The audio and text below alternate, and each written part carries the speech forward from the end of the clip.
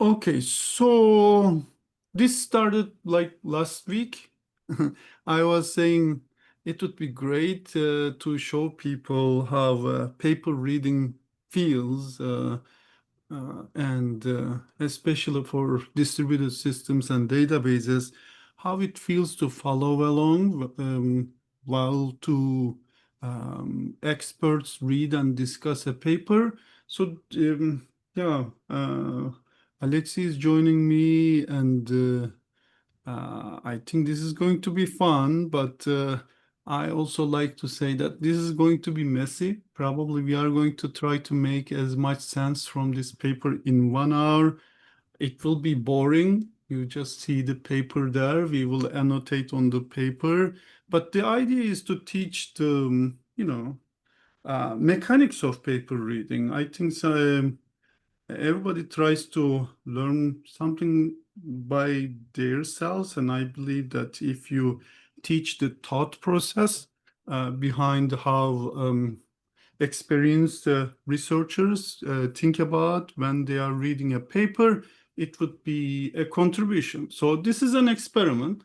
Let's see how it works. And also, like I like to apologize in advance if I or we offend some people, authors, while criticizing the papers.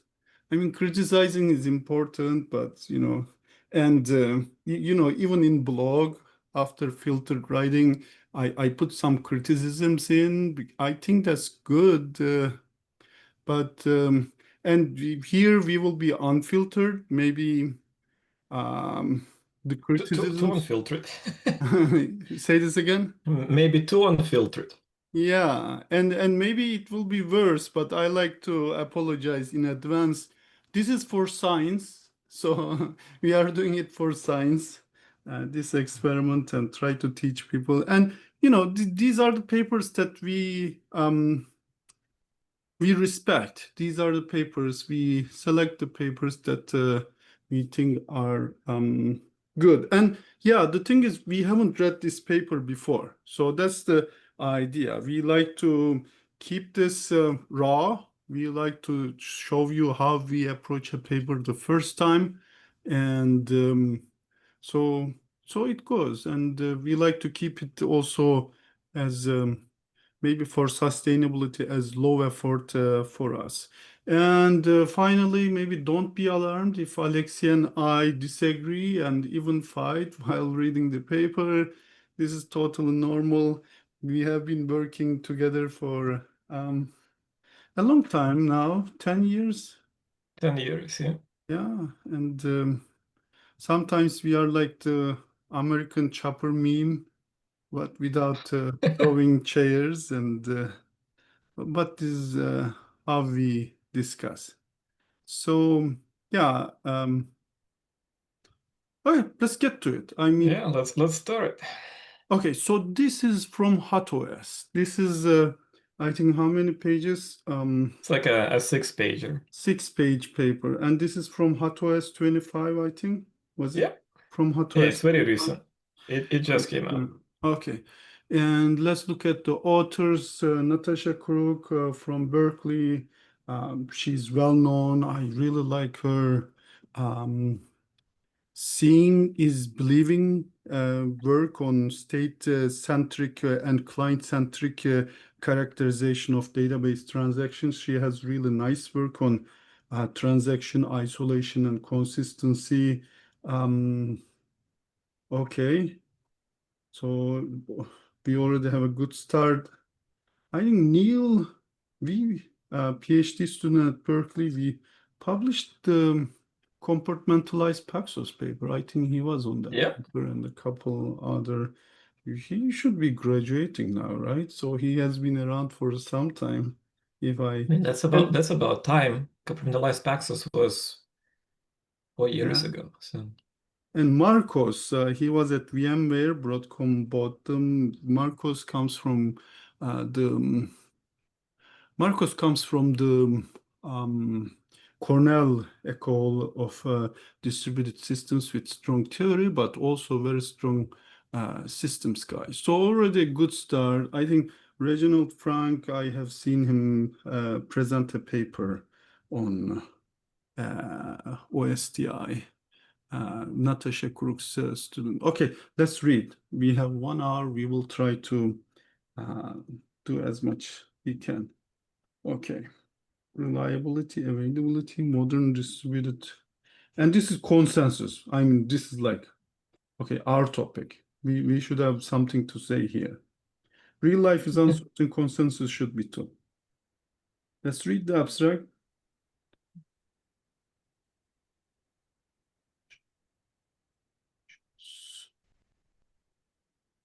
Okay.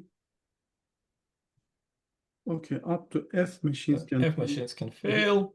We argue that this F threshold is oversimplified, right? Yeah, it is. I mean, remember when we were discussing with Pat, um, he also he had an article, he had an essay called The Joy of Sects. Like, okay, Yeah. don't get me wrong, Joy of Sects. And this was about database people their own doing their own thing and distributed systems people doing their own thing, networking people doing their own thing. And he was criticizing distributed systems people, saying that what is this F threshold failure model?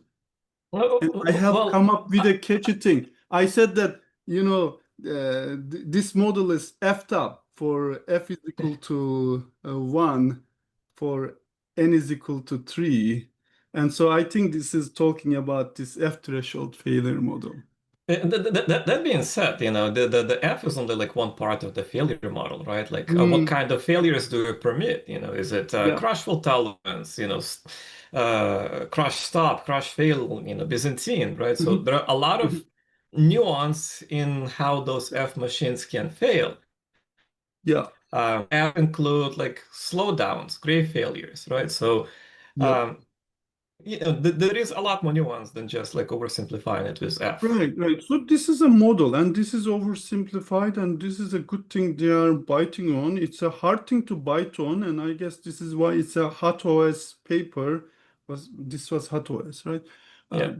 I guess this is like a position paper with some framework, but no real solution because this is a hard problem, but an important problem. Okay, I mean. Okay, we argue instead for a probabilistic failure model that captures the complex, nuanced nature of faults observed in practice. Awesome, you know, that's great. Um, that's the problem. Like, I guess maybe one thing I have in mind is how would this compare with blockchain kind of solutions, randomized blockchain solutions like Benor or um, you know, Yeah, so they mentioned Avalanche. probabilistic consensus, right? But Mhm. um, I guess the question is, do they actually talk about probabilistic consensus Yeah. algorithms, or is it like probabilistic in the sense that, the failures are not like the Yeah. probability of a failure of a particular machine is not Yeah. like well defined. Uh, so Okay, I let's think we may have a bit of like a terminology conflict here. yeah. Okay. Oh, I like this check for updates thing. That's nice. I always wanted something like this to be able to amend the paper later on. Okay, probabilistic consensus protocols can explicitly leverage individual machine failure curves. Okay, like fault lines, failure curves. What is failure curves? And explore sidestepping traditional bottlenecks such as majority quorum intersection. Yeah, the majority quorum intersection, enabling systems that are more reliable, efficient, cost effective, and sustainable. Sounds good. Okay. Now I like to go through introduction and generally we I like to go sequential. Sometimes I skip the conclusion to see because conclusion can be more honest than the Yeah. abstract to see what has been actually delivered. But I also like to read introduction line by line without, skimming the rest of the paper first, because introduction is supposed to give you the pitch for the paper, and after you read the introduction, you should understand what's going on. But let's maybe, since I said that, let's peek ahead to just the conclusion, which is like one paragraph. Yeah, but you see, like people write conclusions like as an afterthought sometimes. It's like, oh, I have 3 lines to, till the page limits, and that's what I'm gonna write in conclusion. Okay, So, let's see. Okay, conclusion. This paper argues that the F threshold model is well intended, but ultimately unhelpful. See, this is already more honest. Instead, it argues for explicitly capturing the probabilistic evolving nature of hardware faults, much like the storage community already does. Okay, good context. With this switch, we envision the emergence of new, more efficient consensus protocols that better align with how people think about reliability. Okay, it's a position paper. It's saying that let's switch the model. Maybe it gives some hints, and it says that this will open the field for more consensus protocols, which we like. Okay. Okay, back to introduction. Back to introduction. Okay, let's see. Okay, this is filler word. Okay, introduction. Modern distributed systems rely on a fault-tolerant core that provides the abstraction of a single failure-free component atop which application logic is implemented. Yeah. Yeah. a fault model, right, captures one's belief about the world. Hmm. Uh, Yeah, So, this is we can skip consensus. this paper is about the fault model. Yeah, Yes. that's an important statement, right? Mhm. In case of consensus, Right. developers must make assumptions about network, type of faults, and number of faults. The F, right, which they talk about like in abstract, only covers Mhm. the number of faults. Yeah. Um, Yeah. Yep. Yeah. I mean, at the end, this is a model, right? So how realistic is the model? In the case of well, consensus, developers must make assumptions about the network, the the coordinated attack result, the mhm. FLP result, the type of faults, and the number of faults. Okay, go ahead, Alexei. Sorry. Yeah. So again, I'm not sure where the paper goes with this so far, right? Yeah. We're like at the first paragraph, but every like the model captures you like abstract thinking, right? Hmm. So if you have a simple model, it may simplify, your thinking to a degree, right? Hmm. Like if you have a very Hmm. complicated model, it may actually make, your like reasoning about consensus in this case like more difficult, Yeah. right? Yeah. So the beauty of, F failures and then, pick what type of failures you allow is that it's somewhat simple, right? So like Mhm. Yeah. there is beauty in simplicity. Yeah. Yeah. Yeah. At the end of the day, we need to analyze something to be able to talk It's an more abstraction. precise about things, and like the FLP and coordinated attack, as bad as they sound for impossibility results, they actually opened up new ground, and the distributed systems basically field flourished after these two very ominous sounding impossibility Yeah. results. So being precise is important. So I maybe a question in my mind is like uh, imprecise or probabilistic. How easy would it be to work with that?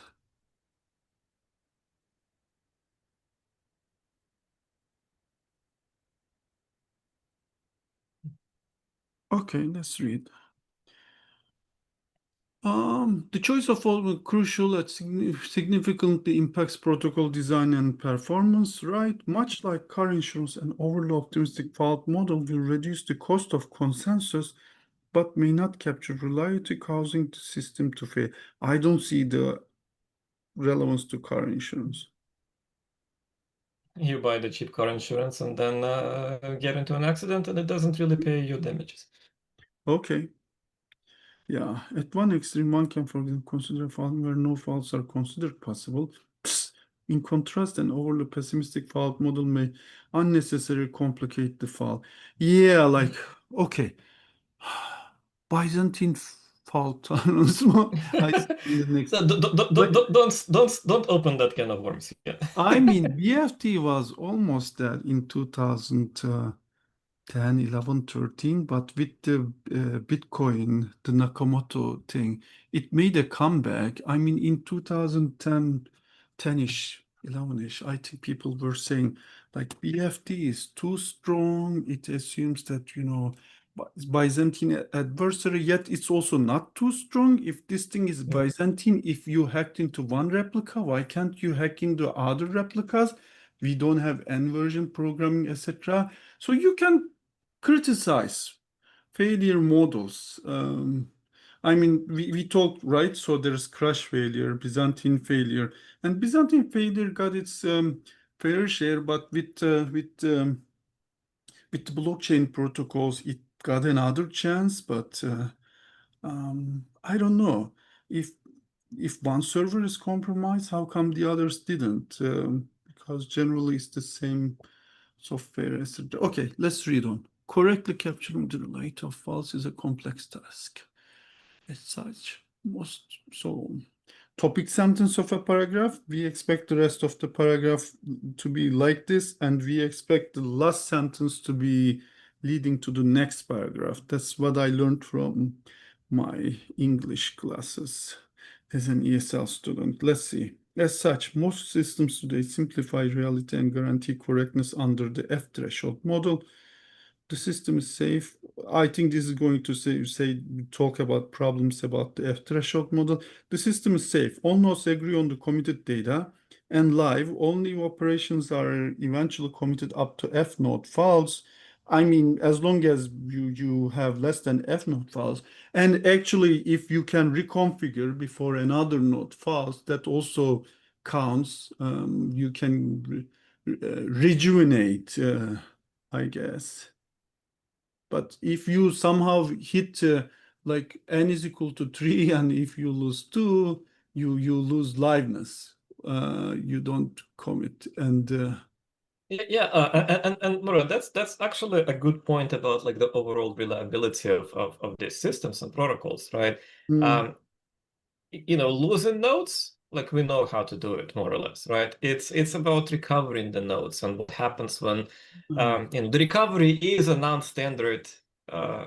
action in your protocol, right? And like multi-paxos doesn't really specify or Raft, they don't really specify recovery that well or at all in some cases, right? So like What do you mean? You mean when the F is equal to minority I number of mean you nodes is lost a node. violated? No, How not do you not restart violated. You, this? you you you you lost a node. You need to recover a node, right? You need to rebuild a node. This Yeah. is unspecified. This is something that needs to happen while cluster operates, and Mhm, additional faults when this happens. mhm, It is not like a well-studied problem, right? mhm, Like what happens when another machine fails while you're trying to rebuild the machine, and you're rebuilding from the machine that fails, and all kinds of things can potentially break, right? So yes. I think there is a lot of like reliability issues Mhm, that will be in that space, and yeah. not in just like, I fail one machine or two machines. Mhm, mhm. Yeah, I mean, there is reconfiguration. They sometimes come after the protocol. People talk about how it is reconfigured, but yeah, the reconfiguration protocols are also under receive. It doesn't receive enough attention. Is this what you want Yeah, to say? yeah. Yeah, yeah. Oh, okay. They talk about rejuvenation here, sort of reconfiguration.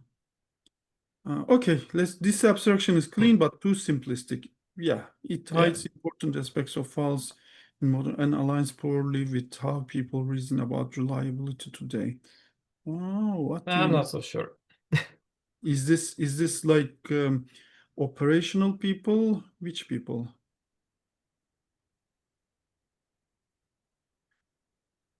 I mean, what is reliability? Like, what comes to mind when you think about reliability, Murat?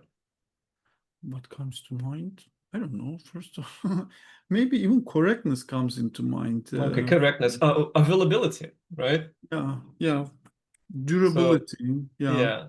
So you know, you go to cloud and availability is going to be like, I don't know, I'm like 99.99% available. You know, I Uh-huh. can be like unavailable, you know, 3 minutes in a year, right? Hmm. So, you know, maybe that's one way to reason about Yeah. reliability, like in terms of how available you are. Okay. Yeah, yeah. I mean, there's certainly statistical thinking, but maybe F is Yeah. equal to minority captures that, and it says that, oh, we did the math. Like Yeah, but if we they're talking use about, five nodes, two of them failing at the same time is hard. But even that is problematic because, at any given time you are rolling new software and you are taking one yeah. node at a time to roll. So one is gone and the fault hits the other one. You are already at the limit. The third one also double fault and you are gone. Like even Uh, with NS5 and NS3 was used, but I think I'm seeing more NS5 being used yeah. these days due to the rollout thing. Go ahead. Yeah, but you know, probabilistic, you know, fault Mhm. thing, right? Or the fault Yeah. curves, right? So, and availability expressed as probability, right? As like, you know, how likely you are to access the system or not access the system. Yeah. I think these two align. Yeah. Mhm. Okay, faults are complex. Section header. So the F threshold model classifies servers as correct or faulty. Right? Like, yeah, gray Yeah, failure, like for example, and it treats faults uniformly. What do we mean yeah, by it? great failures. Or the lack Each of them. fault contributes 1 unit to the current fault count without recognizing that some servers are more prone to faults than others. Okay, that's interesting. In reality, all servers eventually fail, and each server has a unique probability of failing that depends on its type or even its location in the data center. Ah, this is important. And type is important, right? Having some heterogeneous machines is actually a good thing. Like this is like Australian ecosystem failure, and the N version programming says that don't have monoculture. These days, people are calling it monoculture, and you should Yeah. have heterogeneity in your machines. This probability changes over time as a function of device, update rollouts, or workload shifts. I mean, these citations all look interesting and worth looking at, and I am already like impressed. 77 citations for a 6-page work that they did their homework, it seems, and it would be interesting to look into these citations. Moreover, server files are neither uniform nor Nor independent. independent. Yeah. As full stands to cluster and software rollouts. That's Yeah. exactly what we were talking about like a minute ago. Uh-huh. Mhm. Unexpected workload shifts, so when new vulnerabilities are discovered. Oh yeah, definitely. Oh, amen. This paragraph, they did their homework, and I'm sure maybe they have journal paper or somebody's thesis that has a big chapter on literature review on these things, and it's important thing. I still remember like Jim Gray's paper on how computers fail. Like that that was revolutionary for um,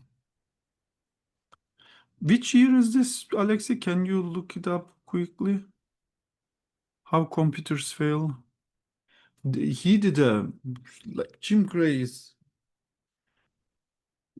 something else. He's a hero, right? So he collected these numbers from the field, and He also got statistics about how computers fails, and I think it got a lot of citations. Aleksey, which year and how many Okay, citations? why do computers stop and what can be done about it? It's Yeah, 1985. 1985. Oh my God, yeah. And how many citations?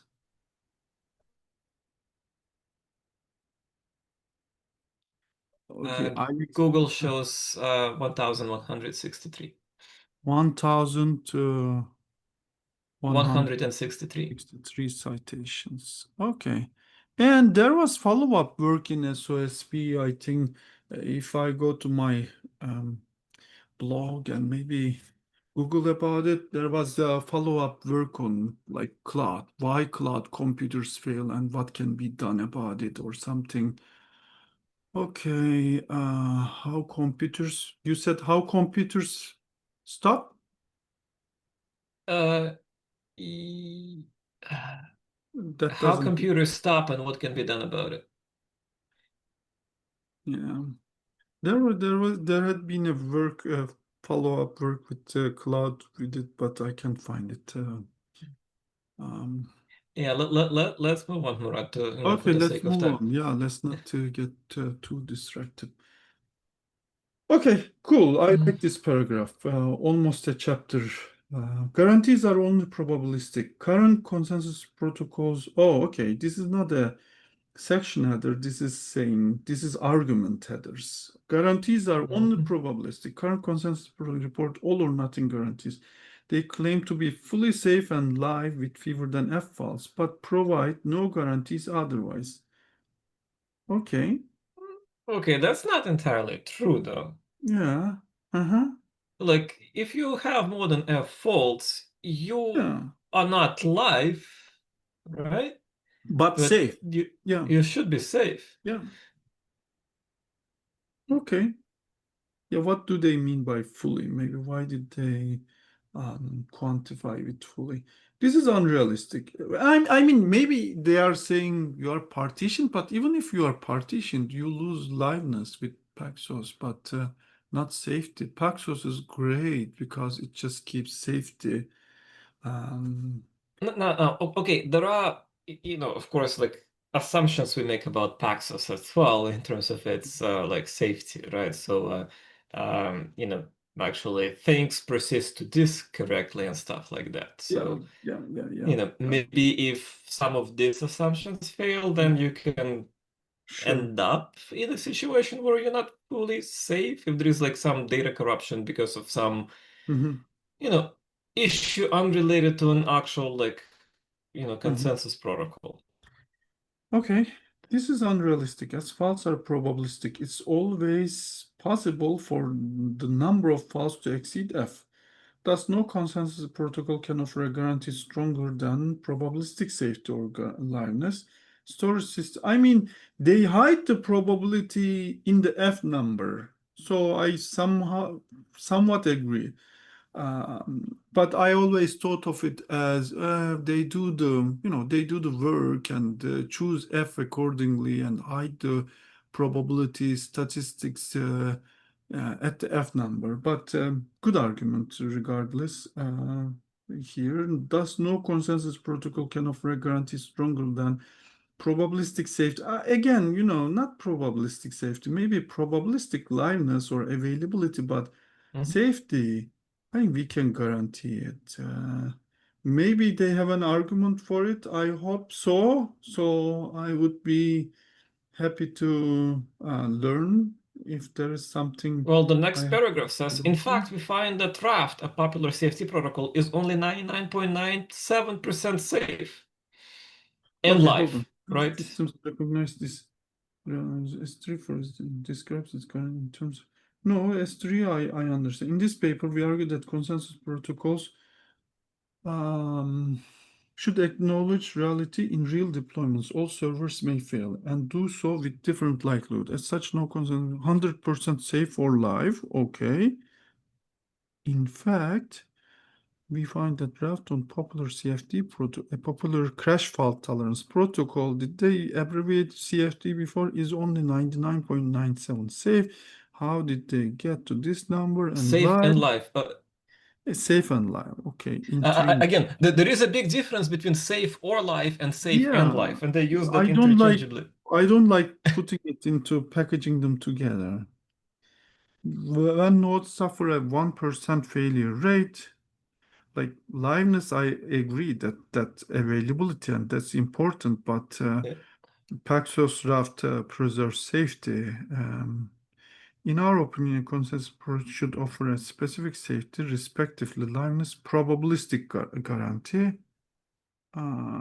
Interesting. This guarantee should, I mean, is it always computable?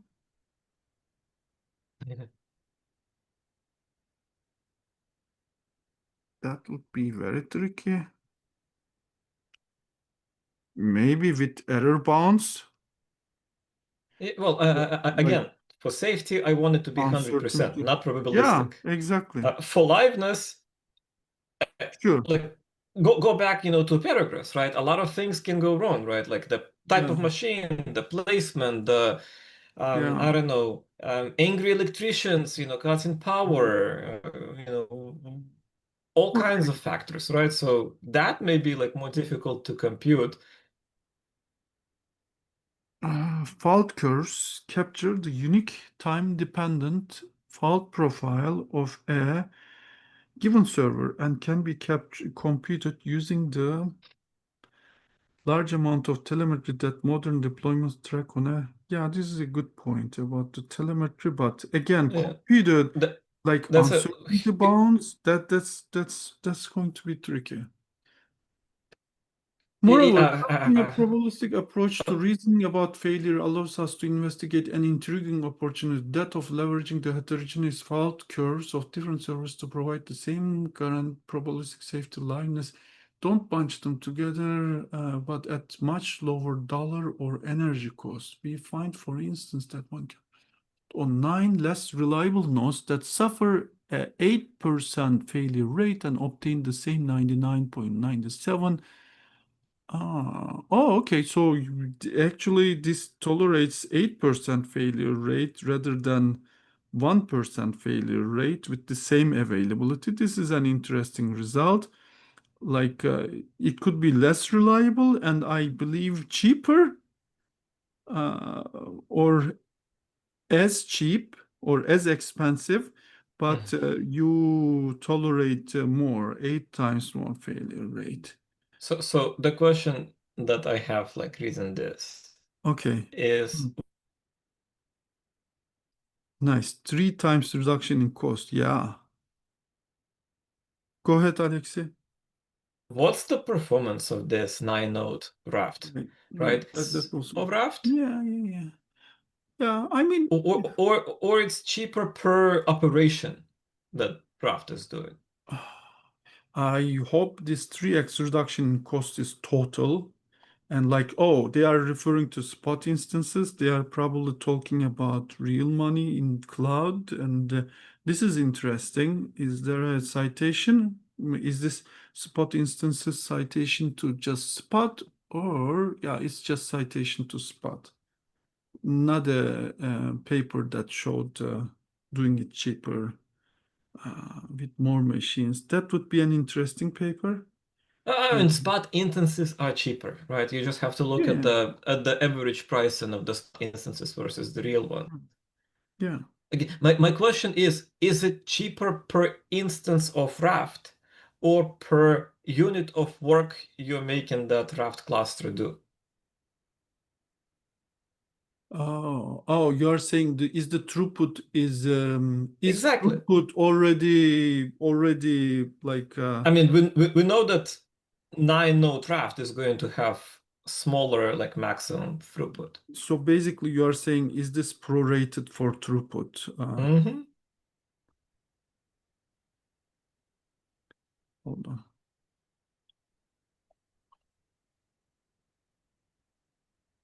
almost there.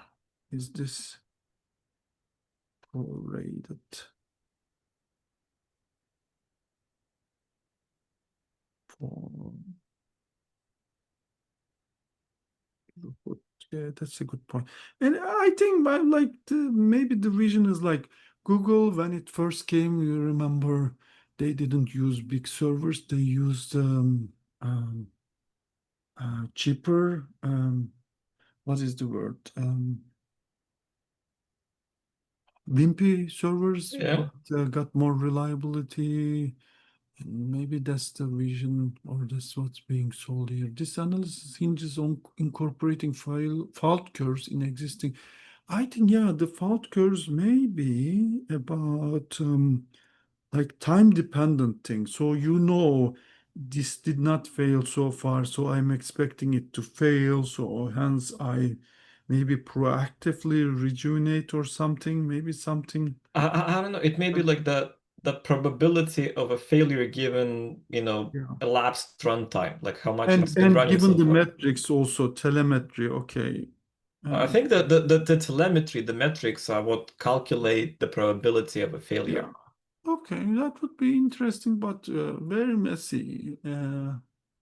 And then probably again it will come with the uncertain bounds, could be hard to work with, but I have seen uncertainty bounds, providing uncertainty bounds is useful. You expose more information, and yes, just saying F is this doesn't expose any information for the systems to work with or for the, yeah. Okay. By sidestepping expensive quorum intersection invariants that are essential to, this would be interesting to unpack. In the rest of this paper, we first describe the properties of real-world faults. Okay. We then conduct a detailed analysis of the probabilistic safety and liveness guarantees of well-known CFD and BFD protocols. This would be interesting. We conclude by asking, what are the challenges and opportunities of designing true probability native consensus protocols? Cloud native. And this is like true probability native consensus protocols. Okay. Do you want to read this paragraph? Yeah, let's go. So faults are probabilistic. The F-threshold model discretizes reality in the name of simplicity. It assumes that at most F nodes are faulty, where correct nodes never fail. It further does not recognize that some servers are more likely to fail than others, as faults are treated equally. They Mhm. each contribute 1 unit to the current fault count. We argue that this simplification is counterproductive. It hides the true nature of faults and leads to consensus protocols that, one, offer guarantees and poorly with how people think of reliability, and two, miss opportunities for performance optimizations. Mhm. Server faults should instead be modeled as probability distributions to account for their inherent heterogeneity and dynamic nature. We refer to this as the server's fault curve. Uh, This is still not a yeah. definition. I'm No, hoping we get a formal I mean, this definition of paragraph pretty much repeats the introduction. yes. And I'm still not sure on these one and two. Offer guarantees that align poorly with how people think of reliability. Again, which people and what is exactly talked about here, and missed opportunities for performance optimizations like cheaper. Are we talking about cheaper? Okay. Yeah, see, when I think about reliability and consensus, I do think about nodes failing and how many of them fail. Mm-hmm. Right? I understand that there are all these complexities involved, Mm-hmm. right? Don't put all of your nodes in the same rack. Someone will cut the Mm-hmm. power and the cooling, Mm-hmm. and all of them fail, right? Yeah. So there are a lot of things that you need to do to avoid Yep. correlated faults, Exactly. right? Exactly. Mm-hmm. But I also think that again, like people who work in this domain, they kind of know that, right? So um, Mm-hmm. this like exercise of trying to avoid the correlated faults as much as possible is like part of the game. Like Yeah. even the zookeeper guide on how to set up zookeeper talks about this, right? So Yeah. but knowing Yeah. that your machines fail and how many fail is important, Mm-hmm. Mm-hmm. right? Because that to a degree tells you like what you need to do, right? I have Yeah. one machine failed out of three, you cannot tolerate any more Mm, failures, regardless of whether, the machines are good fault curve or bad fault mhm. curve, right? You Yeah. need to act quickly. Yeah, yeah, yeah.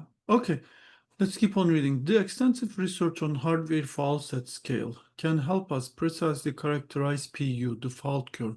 Large-scale data centers, I mean, I still don't have like Mm. fault curve is the inherent heterogeneity and dynamic nature of the failure faults, but that's not formal definition. Okay. Large-scale data centers keep detailed telemetry on the observed fault rates on their servers or GPUs. Of course, machine learning, including the number of memory faults, bit flips, or block Mhm. corruptions on disk drives. Yeah, it's important. I mean, things also don't fail as a whole, right? I mean, Yeah, memory fails by parts, disk fail by parts, and there is also gray failure, and the people even there was even some work about keeping some servers going with reduced capacity until it gets serviced because the yeah, servicing is expensive. Wait until yeah. There the was a paper on breakthrough this from work. like Microsoft a couple of years ago. Okay, yeah, yeah. Including number of bit flips, right? I mean, maybe there is a thing about diving deeper into the physical thing and not abstracting it as just the thing failed or not. Yeah, how Yeah, they vary based on manufacturer. This is also important. And a funny thing about like SSDs, they have certain number of writes, rewrites they allow. And so Eh, actually, when people see correlated failures in cloud, because that cluster yeah, is getting used the same amount due to statistical multiplexing, and yeah, when one machine fails, the next will fail soon, and the people in the know try to find different clusters to allocate their work with because the correlation is clear, but the cloud companies, I think they try to still give you. yeah. Well, see, like back in the day, um, when they would Oh, build write server, cycles is the next thing. I yeah. didn't notice, but yeah, over time, yeah. Back in the day when they would build servers with like storage servers, right, Yeah, with disks and whatnot, you put many of these disks, yeah. before the SSDs, right, the magnetic disks. Mhm, You mhm. want to put the disks that were manufactured on different dates, that Mhm. came from different batches, Yeah, yeah, to yeah, avoid the correlated yeah. failures. Exactly, Mechanical components like the bearings from the bad batch, failing at about the same time, things like that. exactly. With Yeah. SSDs, we kind of lost that, right? So, Okay. you put a bunch of SSDs of the same model into server, they're like, Yeah, striped yeah, in yeah. that machine. They used more or less uniformly. They fail at the same Yeah, time. this is the monoculture command, monoculture point. Large organizations similarly conduct large-scale threat and risk analysis to capture. Okay, large-scale fault studies draw three preliminary conclusions, and there had been many, Yeah. like even in So, FSB published. Nodes do not fail equally, correct. Most consensus assume all nodes are equally likely to fail. In reality, where the hardware is placed in the data center, like the heat also matters, disk capacity or mhm. usage, probably is not limited to mission, but can addition be used to capture social concepts like human trust? And what do you mean? Distributed trust contains a low. Oh, this is like how much you trust a party or something. Okay. Yeah, Okay, if you if you let's not go in there too much. Okay. Um, okay. Fault likelihood evolves over time. Consensus protocols do not currently reason about fault likelihood and can thus react to evolving fault rates. Changing the threshold. Okay. What do you mean over time? Unfortunately, changing F is cumbersome. Yet fault probabilities evolve over time. What do we mean? That software files tend to cluster around major software updates. Sure, but it like okay. yeah. like software faults, hard to deal with. I don't know. Oh, maybe, but maybe it's maybe okay. I was thinking this is more discrete, but this may also manifest as more continuous, maybe. But I don't know. It's not a straightforward argument. Or with peak operation hours, maybe this is more, or sudden workload change. Okay, Alexa, this is Yeah. your territory. Metastable failures, or yeah, hardware reliability also evolves. Disk failures, for instance, follow a bathtub curve, but comparative load failures during the useful life stage. Initially, that top curve is initially the Hmm. failure rate is big because like this is not production error. So if there is something you notice first, then less, and then due to wear out, you have another. Yeah. So bathtub, let's say bathtub. Okay, both Google and Facebook report that, yeah, this was the scary part. Silent failures, even at CPUs. In the context of distributed trust, fault probability, aka trustworthiness, may evolve as a function. What do you mean, geopolitical context? I think they're trying to tie in some business stuff and Hmm. blockchain-ness to the speak. Okay, but okay, what did we learn? As a function of time, and maybe the bathtub curve is something. Okay, probably, okay. FT, function of time. I'm going to take the bathtub curve because this is the part I understand better as function of time. The first was it's not uniform. The second is function of time. The third is faults are correlated. Uh, isn't this part of uniform or mm, Well, protocols? let's read. Go ahead. Okay, Protocols you assume you you maximum. read Yeah, this one. Mhm. yeah. Faults are correlated, right? So protocols assume a maximum of F faults and treat faults uniformly, implicitly assuming that faults are independent. Okay. Mhm. I mean that's a fair assumption. That's kind of we talked before.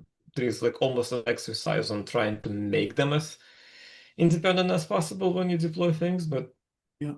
may not be like totally possible, right? Mhm. Unfortunately, faults often are correlated or planned. Okay. What do they mean by planned? Planned? Yeah. Is it like software updates and stuff? Yeah.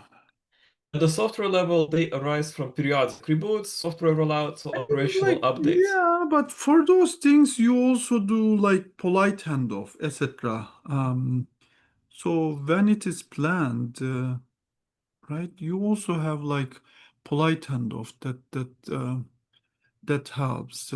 People already take this into account. Okay, keep Okay, reading. so the question I have about like planned Mhm. failures, right?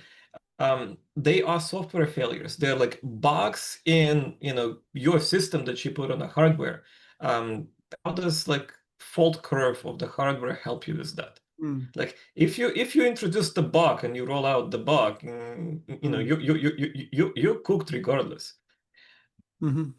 right? So like I'm so far I'm not entirely like buying this.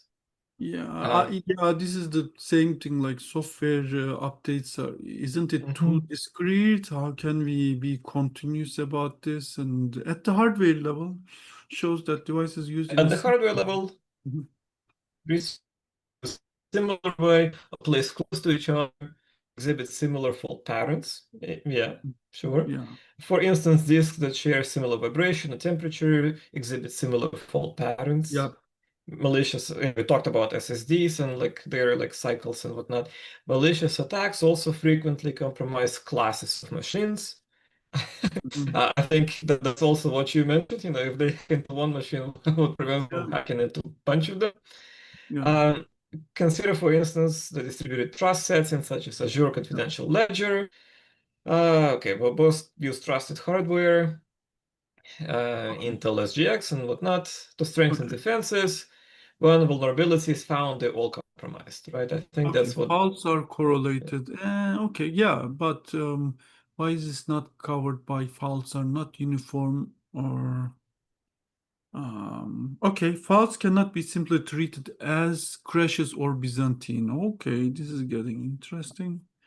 But don't bite into this. You already took on too much. Current consensus protocols, with few exceptions, force developers into a stark choice. Either optimistically assume that malicious faults will never arise, or always pay the cost that they will. Or always, over provision. Okay. Okay. In reality, most nodes fail by crashing. I mean, I had seen there was work about, trying to tolerate crash and BFD. I Yeah. mean, this number of crash, if no BFD, this number of BFD as well. Consider, for example, the corruption execution errors at Google and Facebook triggered by mere courier calls. These errors amount to Byzantine. No, I know. Oh, okay. Look, they are Byzantine in the strictest sense of it, right? It's causal to behavior and not Yeah. produces some sort of spec. But let's be honest, these types of behaviors, because you know about them, they can kind of guard it against, right? Checks. We've been Okay. doing checksums forever. Okay. I mean, right. I mean, maybe Byzantine covers this, but when I see like things put into Byzantine, like that raft failure, Yeah, liveness problem, they had a protocol yeah, problem, and they said yeah. that we had a Byzantine failure in Are you raft. talking about the Cloudflare Yeah, issue from like Cloudflare 5 years thing. That back? that Yeah, always rubs me the wrong way. yeah. So I'm not very sympathetic to that argument. They are, however, Well, see, much. like Uh-huh. in my mind, here is an important thing to consider. Mm, If you have a Byzantine, and a paper mentioned this to a degree, if you have Byzantine like protocol, right, it mhm. supposed to tolerate from all kinds of malicious Mhm. behaviors, right? Yeah. But if you have a specific kind of behavior that you want Mhm. to tolerate, right? Maybe a full-scale Byzantine protocol is not needed. Mhm. Here you know that you have, Mhm. this Mhm. mercurial cores, right? That they miscompute a kind of behavior that is data, not guard against this without a full-fledged Byzantine protocol. Mhm. At least you know how Yeah, to yeah, catch it, sure, right? You may not be sure, able to recover, you may not be sure, able sure, to sure. mask it, Yeah, yeah. but There you was a can catch work it and say, okay, that detected it, and that was a nice work, but I forget it. It detected it and decommissioned that node or something. mm. Yeah. And at the protocol level, right? You detect this, you say, okay, yeah, I have a data corruption fail, Yeah. right? So you can kind of trickle it to casual talents type of, because for a behavior to you know kind of expect. So it is a business that does follow the protocol. It's also not in the sense that a set of possible misbehaviors to look for. Mm. Okay. Okay. Let's keep reading. Speaking of time-dependent failures, your connection got choppier as we got longer into the Zoom meeting. Uh, Reliability research in storage systems. Yeah, fast conference, unlike consensus protocols, has designed effective metrics to capture these patterns. I mean, is it because storage is simple to reason about than compute? This reliability is expressed in terms of annual failure rate, often measured across a large fleet of disks. The storage community relies on Markov models of their system to quantify metrics like mean time to failure, mean time between failures, and mean time to data loss. Yeah, um, I mean, these are also somewhat in some distributed systems papers as well. They talk about, I mean, at least qualitatively, I remember some papers that say, oh, um, like Mean time between failures, mean time to failure. Uh, like reduce the recovery time or something, or reconfigure before that. But don't the things also assume independence of failures in all of the storage devices? Yeah. Mm, uh, yeah. Right, right. The Markov, but is a Markov model. Yeah, yeah. Okay.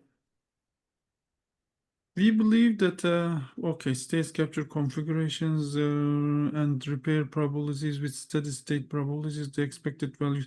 We have to speed up. We are almost 50 minutes with steady state probability, expected values for MTTF, pro guide to design of scheme, striping in RAID. These systems provide configurable nines of probabilistic guarantees to applications in line with how people reason about. Okay, this is what you mean by how people reason about reliability today. Those people are storage people. Yeah, yeah. That's the aspiration. This rich knowledge of But again, I am so concerned because all of these probabilistic guarantees, they do assume independence. Hmm, yeah, I mean, the ones that I read, like for erasure coding, yes. I haven't seen like the place being part of it, or maybe some models took the bathtub curve, the FT, into considerations, but probably not correlation or uniformity or placement or something. Yeah, what was the fourth one? Okay. But and another thing, they treat it as corruption, like gun or bit gun or something. It's not like, I don't think they look at gray failure anyway. Okay, we believe that a similar approach is possible in consensus. We foresee two approaches: better understand and exploit the probabilistic guarantees offered by existing consensus protocols. Yeah, what do you mean by probably? You mean for availability offered by existing consensus? Revisit revisit whether the core primitives or consensus quorum intersection leader election can be redesigned to use fault curves and probabilistic guarantees. Like probabilistic quorums? Do we know of any probabilistic quorum work? Okay, again, I have no clue what they talk next, but I have number two. Maybe they talk about things like these flexible quorums, right? So you can Hmm. start, Yeah. choosing your quorums, making them smaller Mhm. because you put them on a better machine and then have, Mm. not Yeah. as good machines that are cheaper as part of recovery quorum, for example, right? So if you know you have heterogeneous machines, pick the Yeah, most yeah, yeah. reliable machines to form small replication quorum, have less reliable machines be of the critical path, but form a, let's say, a leader election backup quorum, things like that. Yeah, yeah. Good, good, good. And this is like where the probabilistic guarantees of existing consensus protocols also come in, I think, Murat. Yeah. Imagine, Paxos or Mm. Raft, right? If I know that a particular machine is more likely to, or less likely to fail, right? I Mhm. may want to put the machine as a leader, Yeah. right? So that Yeah. it Uh-huh. hopefully stays as a leader Yeah, for yeah, yeah. longer, so Of I course. avoid potentially unnecessary leader change, right? Of And course. that Yeah. improves more, availability, Yeah, for yeah, example, yeah. right? Yeah, again, but safety, they need to convince me about safety. They bunch safety and Yeah. life together. I don't think, Well, Paxos. maybe the next chapter, right? Analysis of consensus protocols. Okay, and then the fourth was, I don't know, the fourth was, I think proposals or something. Anyway, we first analyze existing consensus protocols to understand What guarantees they offer when thinking of faults as probabilistic? For simplification, we do not consider a form of reconfiguration and assume faults are independent. Rather than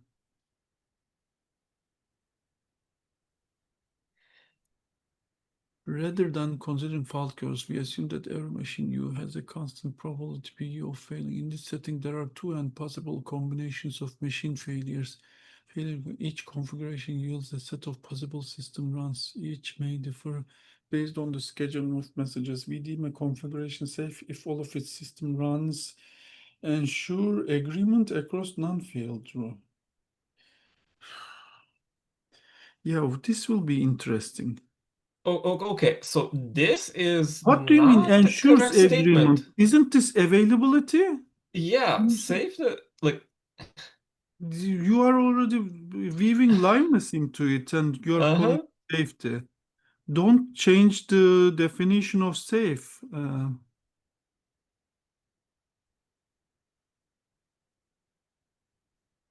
We consider a configuration live if in all runs all non-failed eventually commit all operations. What's the difference? If all of its system runs, ensure agreement. Oh, this is like agreement violated. Okay, this is not about availability. How could the agreement be violated? I would be interested to learn. Again, like Mercury cores, disk corruptions, things like that.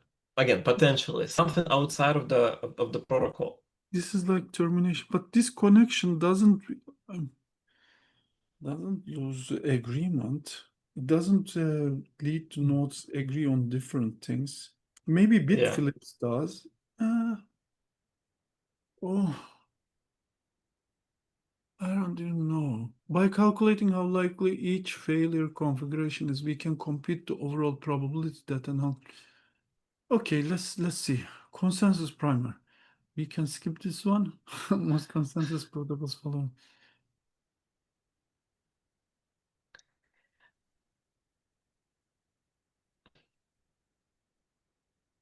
Non-equivocation for BFT only. This paper is not addressing BFT, but is it? I think it's trying to, right? It's trying to be like a mix of BFT and CFT.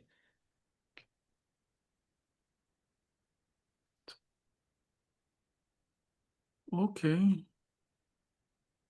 Let's keep going. Step 2, persistence. Okay, this is consensus primer, so we are skipping Mm. quickly. You may want to keep track of the notations that they introduce. Q equal, yeah, Yeah, Q persistence, QVT. once they obtain a persistence quorum, view change, Q view change quorum, we have three different kind of quorums. I mean, ignoring BFT, okay, flexible Paxos showed that, these quorums could be different, fine. The size of each of these quorums depends on the invariance they wish to maintain and the failure models they assume.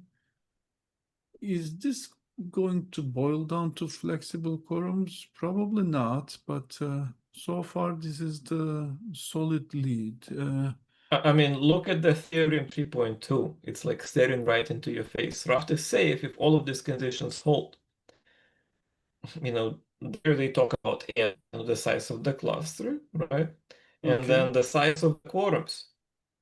Yeah, but then this safety is not probabilistic. But if you say the faults are not probabilistic, it would be probabilistic. But why do you leave? Why do you lose safety? You don't lose. I mean, what is this saying? Is this saying that you? Yeah, is this saying that you? I mean, even if you miscalculate faults, you lose safety, right? You look. You should lose liveness, right? So Yeah, yeah, you one and don't lose two, safety. So that's what I'm trying to one understand. two talks about the size of the quorums, right? The persistence quorum and view change quorum, Yeah. right? Uh, and And the Yeah. protocols are actually they take this as fixed, and they say that we are not going to consider reconfiguration. So this is fixed. So you would only lose liveness. Why would you lose safety? So so if all of a sudden you Of cannot course, I copy, mean this everything is just part of the stops. Yeah. yes, this is part of the protocol. This is fixed in advance. Why is safety violated?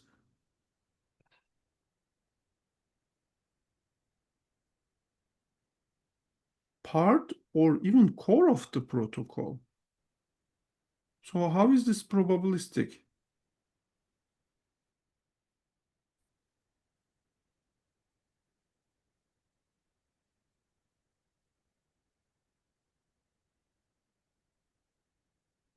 Okay, let's keep reading. View change. We Yeah. are here back to column one. Most beautiful. I mean, maybe I can maybe understand safety, you know, if they bring BFD into it. That's the only thing I can think of safety be violated. Uh, I mean, Well, you it's a didn't theorem consider 3.2. Byzantine, and then it comes in, creeps in. That's the Okay. only way I can see the safety be violated for Paxos It, family of protocols. it is the theorem 3.2. What is 3.1? Oh, one of these things is QX. No, QX is not here. But QVC also creeps in the BFT. Maybe? Is it? I think 3.1 should be BFT, no? Version of that. Let me see. Also, ensure that correct join new views only after hearing. Okay.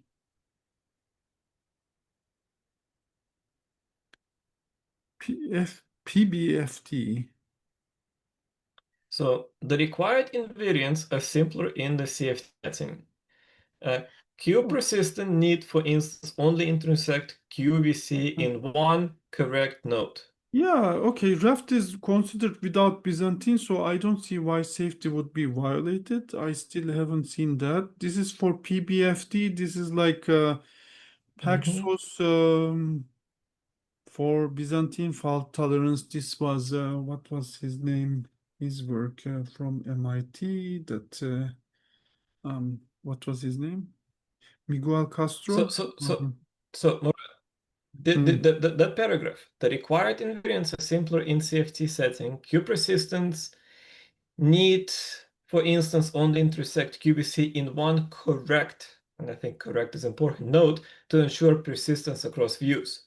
Violating Which any, paragraph? Which paragraph like are we right talking about? above what you wrote. The required invariants are Yeah, simpler in the CFT. Oh, the one above that. yeah, Okay. yeah. No, just read the paragraph, right? The required invariants are simpler. Like read the paragraph.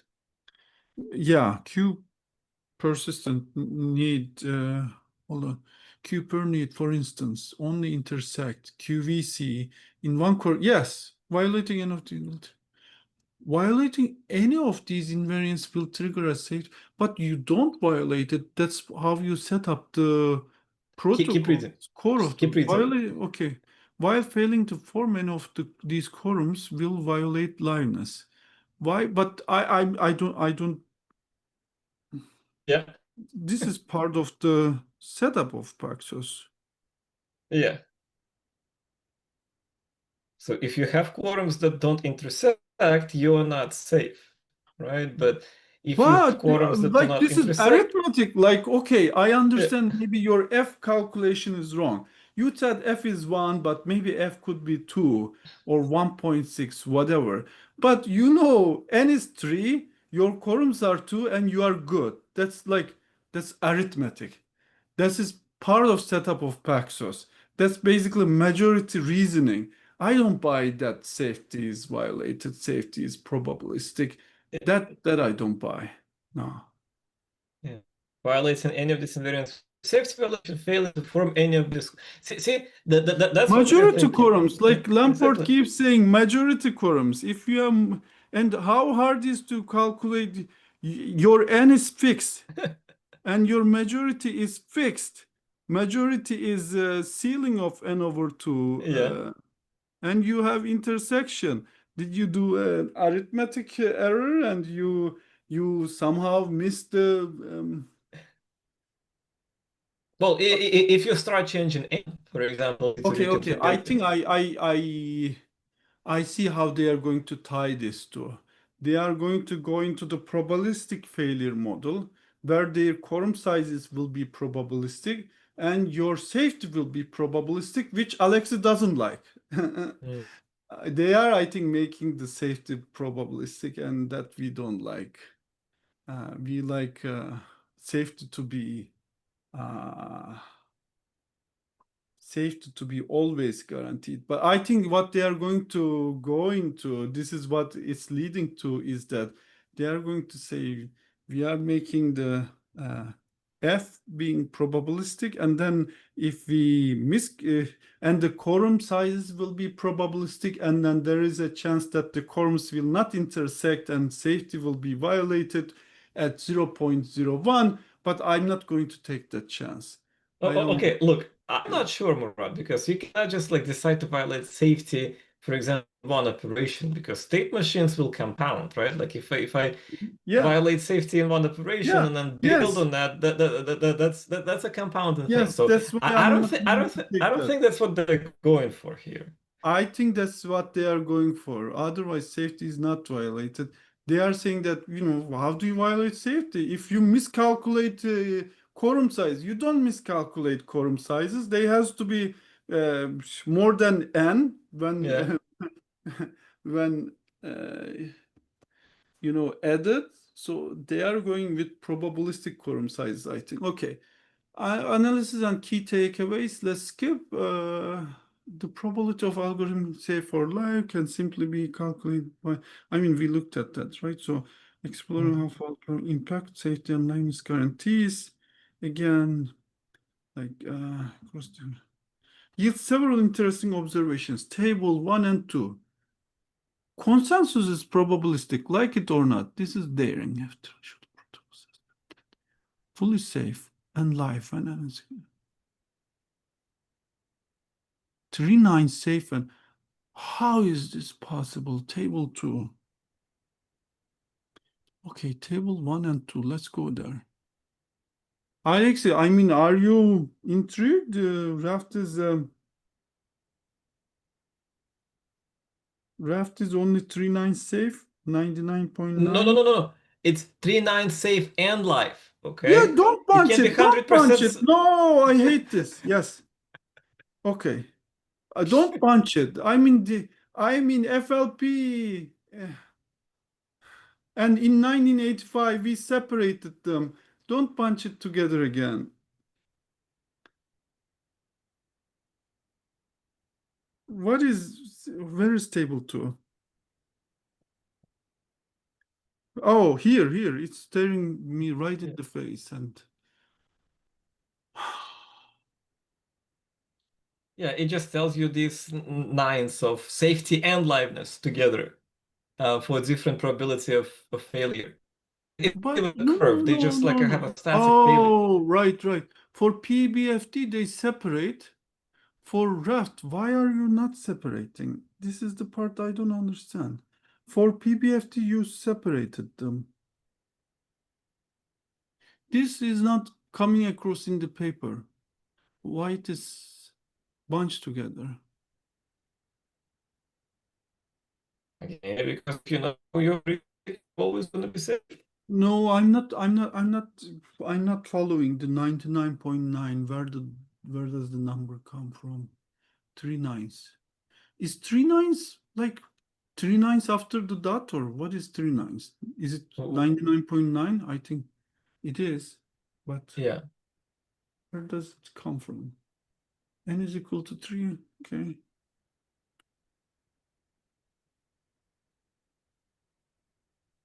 Graph with n is equal to 3 is only 3 9 safe and live.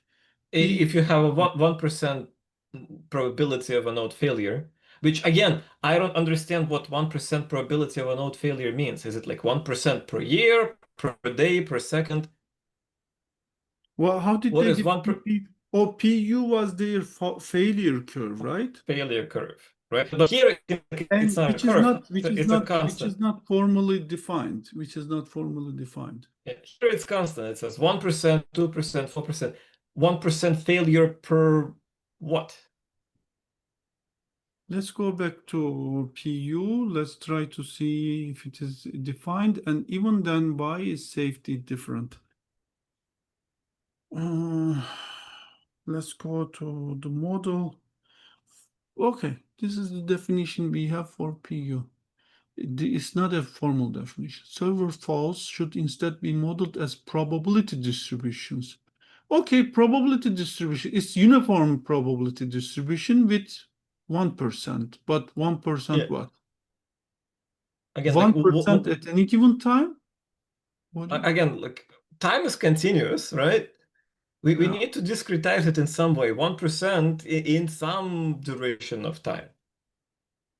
Yeah, and certainly I don't understand why S and L bunched together and why it's separated here. I would have like um, are they getting Byzantine into it? No, I think they don't consider Byzantine in draft, but maybe it's accounting for Byzantine and safety. Otherwise, it's accounting for the quorums not intersecting. But how hard? Like majority quorums, and you are done. I mean, the two quorums, Q pair plus, yeah, this is math.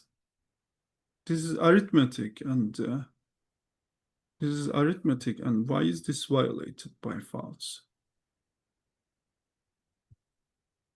The quorum size has nothing to do with faults.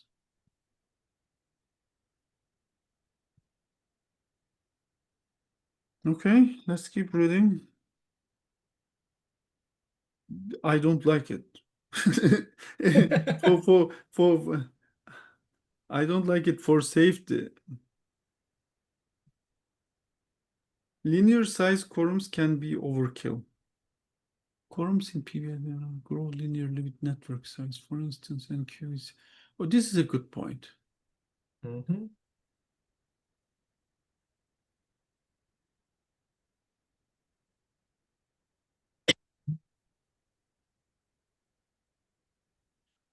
If PU is 1%, there are already 10 lines of probability that the random quorum of 5 nodes include at least one correct one.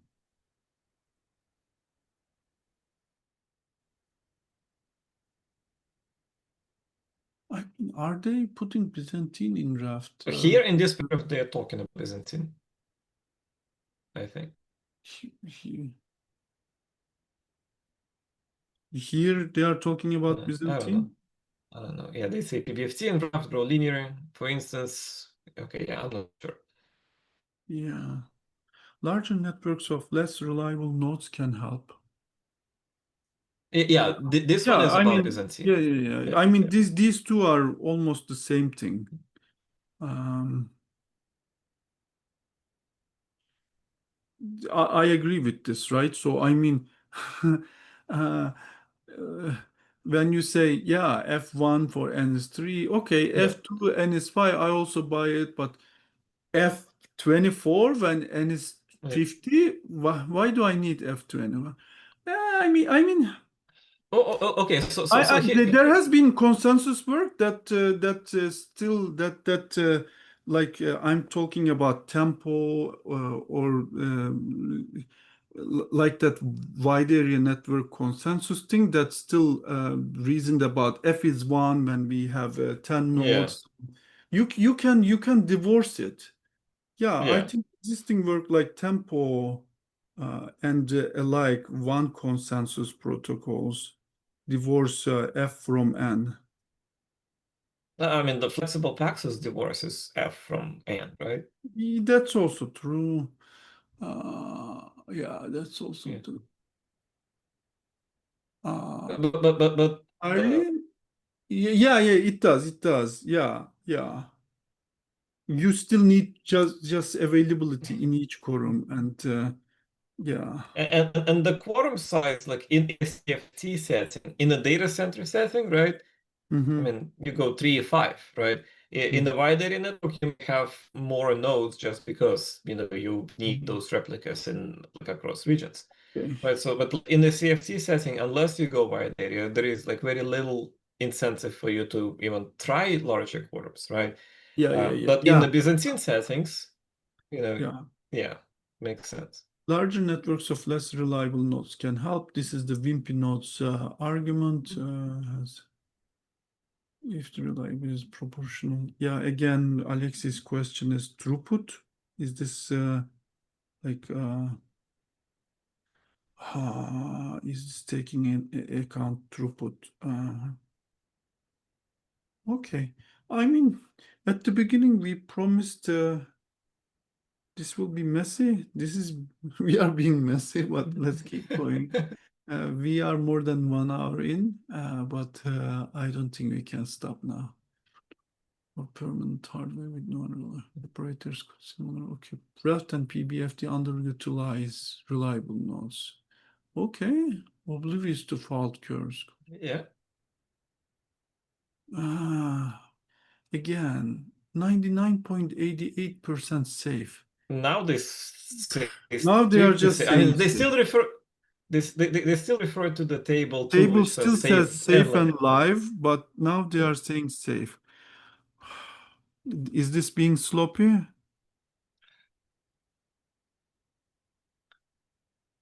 I mean, I'm questioning my Uh, understanding of the world right now then. if we replace 3 nodes with more reliable ones, almost half of the nodes. Safety improves. Yeah, safety improves.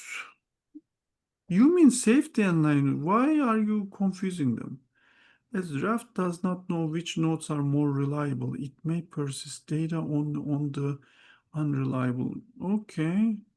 But this is okay. Are we talking about durability here as part of safety?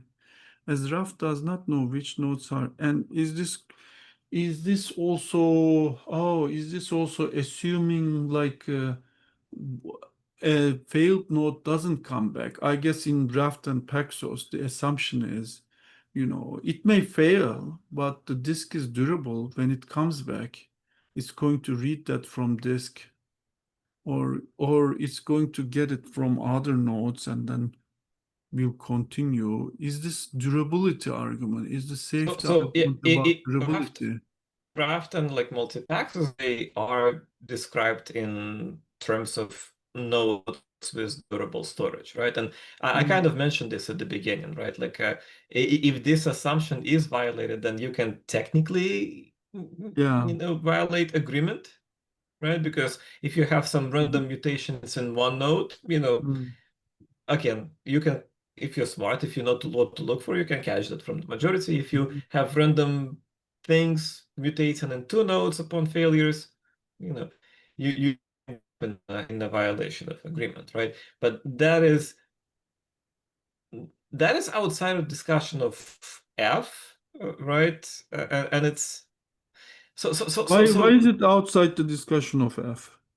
I uh, mean, in the context of I those I can buy protocols. that durability is part of safety. Maybe not, maybe not, uh, because you can even from one node when you don't have Byzantine, you can recover things. I mean, it would be manual recovery, but still recovery, and you can argue safety is not violated. So this needs to be better explained. Uh, Yeah, I do think that it may refer to things like data corruptions upon failures, mm, right? Because if you have enough of them, right, you failed one node, there is a data corruption upon the restart. You fail another node, there is a data corruption. All of a sudden, yeah, you can break agreement on a particular yeah, instantly. yeah. At this point, I like to make this meta comment. Like when we are reading paper, we make a lot of hypotheses. Is this this? Is this that? Etc. And and this is unreliable channel. They we don't know what's in their brain. They thought about this problem. I think they I, They claim have a better. reasonable way to claim this is safety violation, but that didn't come through in the paper. So we keep making hypotheses and we are being probabilistic with our hypotheses. I think at this point, at one point we were saying that, oh, maybe they take Byzantine into draft, which is not unreasonable. I mean, because you say that the false doesn't fit into certain categories. And maybe now the better hypothesis is maybe this is durability violation argument when they say draft safety is violated. But I still have a counter argument to that, like maybe durability is different. You can still manually recover because if you don't have BFT, you can still manually recover, which is not unheard of, which happens in cloud, even in cloud. Operator by doesn't go there but can write Well, over, well, copy over. well, here is another argument here, right? Persistent things to disk Mm. is not a requirement for consensus, right? Mm.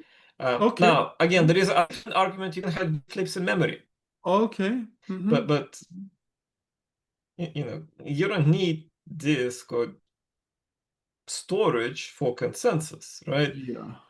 Yeah. Uh, Yeah. so again, the fault models are so messy, right, that Mhm. it's actually impossible to think about what can go wrong unless you state it explicitly, right? And no magic fault curve like one number is going to save you here. Mhm. You know, you Mhm. need to state your assumptions. And in this case, like, what are the assumptions for those safety violations that we get? Yeah. Yeah. I mean, this paper definitely would have benefited from better formalization in terms of that PU that's underdefined. Not defined. Okay, I'll Mm. just be blunt. Not defined. It's just Okay, there, Murat, there was English description only, yeah. and uh, the safety violation is not explained. Mhm. you know what is not defined in this paper? What? A fault. A fault? Yeah, what is a Maybe that's the fault? point of the paper. They are saying fault is hard to define. So we go with probabilities. There is a probability for everything, you know. A But probability that again, a node but fails is different than probability that a disk gets corrupted. Probability of bit flip is different. And how do you even detect that those things happen? Um, you and know, again, we were confused about Byzantine versus crash, and maybe when you go to lower layer, yeah, like and yeah, I think they alluded to that. Some of the hardware failures are indistinguished from Byzantine failure, could be yeah. indistinguished from Byzantine failures.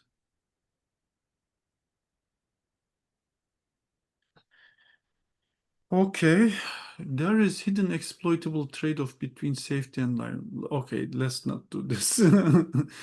Oh, look, if we required quorums to include at least one reliable node by leverage the knowledge of fault curves, data durability would increase to 99.994%. So they mean so our hypothesis is true, right? They mean durability violation as safety violation.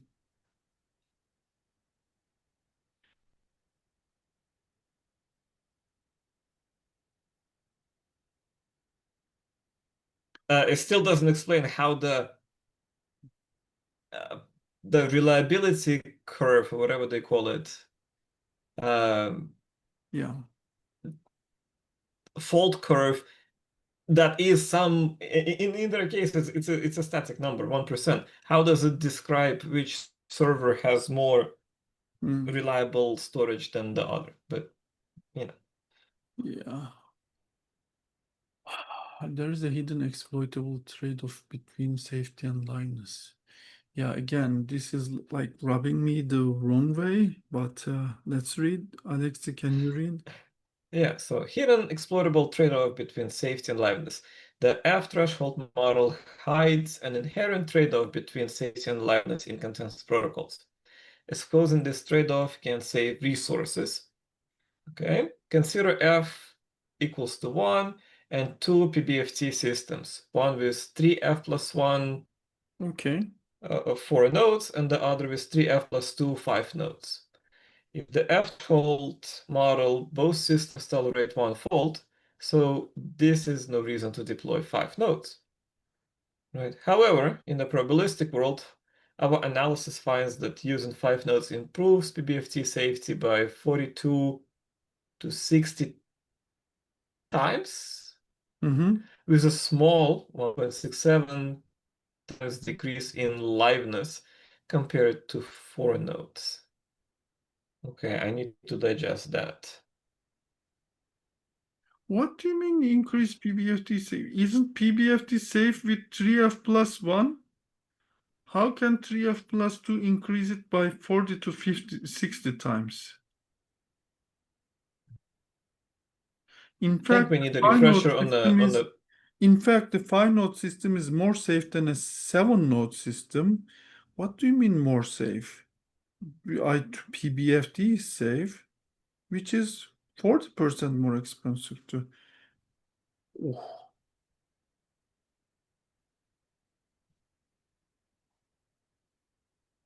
oh no, five-node. In fact, five-node system is more safe than a seven-node system. yeah, you read it correctly.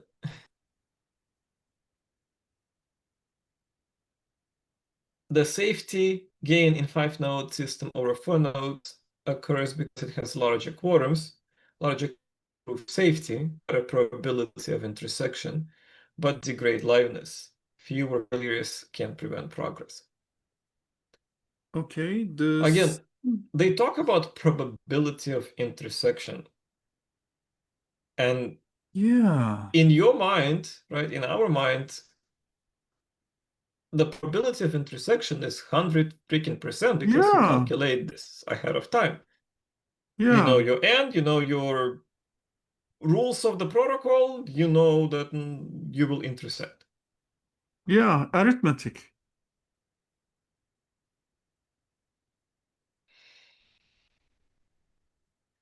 Is this like so going back to my first hypothesis, they somehow work the quorum size to be Uh, uh, probabilistic, and we are going with that. Oh, quorum size would be probabilistic. But no, you wait for the answer. It won't be part of the quorum if you don't receive an answer. I may buy the probabilistic nature of quorums if you, for whatever reason, have more than F failures, right? So then, you may end up in essentially intersecting at the fault node. Having more nodes reduces the probability that you'll intersect at, but Ah, that's interesting. Why didn't they say that explicitly? But no, no, no. In that case, you lose liveness. You don't lose safety. Because the quorum size is determined after you get the answers. no, You no, don't get the okay. answers, you get blocked on the quorum. You don't have a quorum. Well, PBF, I Only if need it is a Byzantine node that you intersect with well, this. yeah, what I'm saying is you have two Byzantine nodes instead of one. Oh, oh, no, for this one, yes. But for Raft, I don't understand. For this one, PBFD with the Byzantine, I understand the argument, but for Raft, is the Mhm. argument again the Byzantine failure argument, or No, no. is the I have argument no the durability argument? for Raft, I see the durability argument. Okay. But for PBFT, like the only way I can imagine bad intersection is when you intersect on a faulty node that is outside the scope of your F. Like when you have faulty nodes, then you can tolerate the magic number F.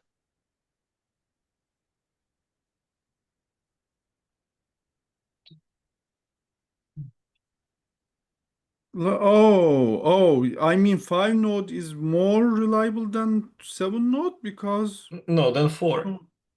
But this also says that 5-node system is more safe than a 7-node. We are trying to resolve this. The 7-node system, despite tolerating an additional failure, f is equal to 2, increases the odds of false due to its larger size. Ah, because of the PU, which partly offsets its gain in safety due to tolerating more false. The F threshold model not only hides these insights, but this is an interesting argument.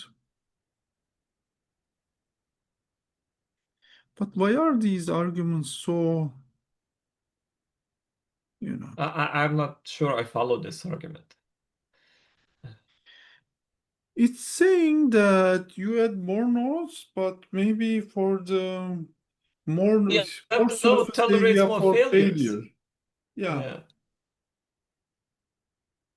Yeah. Does it change the failure curve? More number of faults? Yeah, again, not clear. I said PU, but PU is not dependent on the size of the deployment, is it?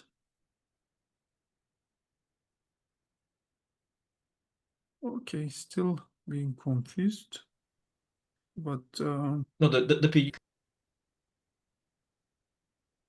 go ahead. The PU case is static. Yeah. I mean, they say it's dynamic, but I don't think it is dependent on the size of the deployment. It should be per node, unless there is something else going on here. Okay, we are almost at the end. I mean, being confused is sometimes good because now we have questions which we can ask the authors, think more in a couple days. Maybe we have better insight, or reading the paper, we have a better hypothesis, but this is not very clearly written. This is not clearly written. This would have benefited a lot from formalization or even being more clear with the arguments. Okay, for probabilistic vision, last page, and we are 1.5 hours, so we should stop the takeaways from our person. We first outlined two challenges that must be addressed to realize usable probability: capturing an accurate fault model and reasoning about end-to-end guarantees. Okay. Accurate fault curves. This research hinges on the ability to accurately express, in simple terms, potentially complex fault curves. Again, what is fault curve? Is it a fault line? Why do you call it a curve?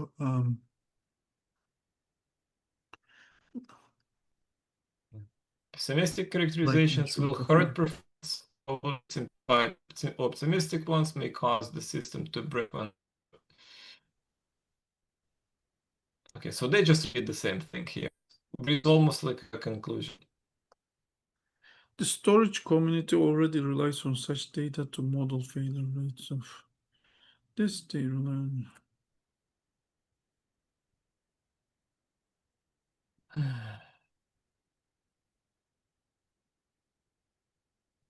I don't like this. No, pessimistically prevent bad things from happening. Conservatively prevent bad things from ever happening. Safety is guaranteed in consensus.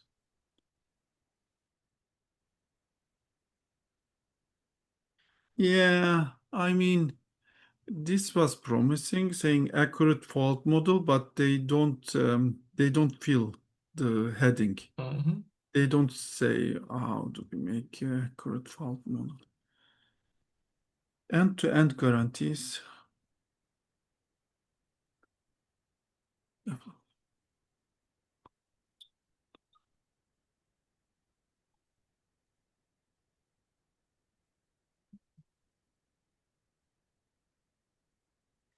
Applications care about end-to-end reliability Yeah, guarantees, yeah, where consensus is a small part of the system. Traditional reliability guarantees, expressed in terms of nines, availability, or durability, do not align well with Even the probabilistic type of safety and liveness offered by consensus protocol that is more than 0% available will ensure the system remains live.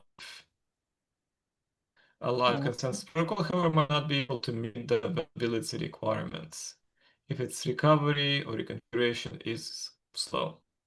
Outside of availability, an unsafe system may commit different operations at different nodes, yet remain durable if both forks are preserved. outside of availability, an unsafe system may commit different operations at different nodes, yet remain durable. Who is talking about unsafe systems?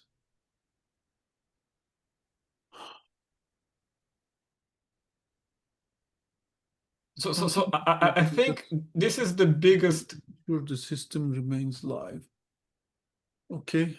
This is the biggest question we have for this paper, Murat, is But what no, makes okay. consensus unsafe? Right. Yes. I think I see what's it saying. Like live is a big spectrum. You can be live by eventually doing work, whereas now we reason about availability. Liveness and Well, yeah, availability. liveness There is is a not the same as availability. distinction. Yes, I understand that distinction, but like safety violation, we still don't. Yeah, but this is the first time they bring up liveness, Yeah. right?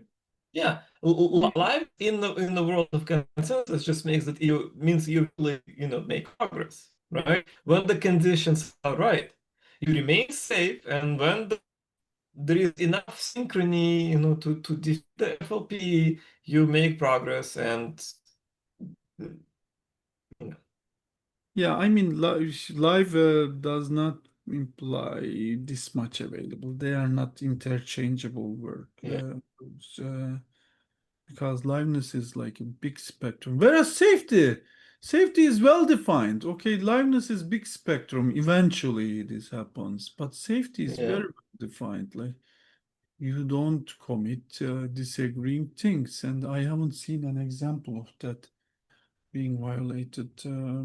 Maybe durability. Maybe the closest we came is durability or Byzantine, but Yeah. it looks like they are not getting Byzantine failures into raft reasoning because raft did not consider it. But you can say, but these faults are messy. What if it's Byzantine? Then maybe that's. But somehow I don't I think mean, they from are their doing that. I perspective, don't think they are doing that. Yeah. from their perspective, things like these corruptions are Byzantine behaviors, right? But even then, its durability Yeah, is not, yeah, it's for safety. It's very clear what Paxos safety is. It's about quorum intersection. And quorum intersection you get from arithmetic. yeah. But if you calculated fault wrong and you don't get the quorums Okay, returning, okay, you block, you lose okay. liveness, but you don't lose safety. More. Imagine multi-paxos, right? You do one thing at a time, right? You have a log. So you've committed some log item 100 Yeah, in some quorum, yeah. right? And you form this quorum, the leader form this quorum, the leader was elected by some. Now imagine a year from now, that log item is corrupted, Mm, right? So now all of a sudden that quorum that you had is actually not a correct quorum. It's the quorum that contains a faulty machine. okay, no, that I So can. in a Uh, retrospect, like in the future, right, you may yeah. actually lose that agreement because of other faults. At the time you made this agreement, everything was fine, but Mm. later, Yeah, but are they talking about that? I wish they came clean. They explained the reasoning step by step behind that 99.7% oh, I mean, I agree with you. I safety don't like I don't liveness. like to guess. I to uh, Okay, okay, but you are excuses, but introducing a new hypothesis like retrospective. I mean, it's still up to like the durability part, right? You store the data, you want it to be stored, until it's removed by the user, right? But Yeah. if it can be corrupted, No, but I don't buy this.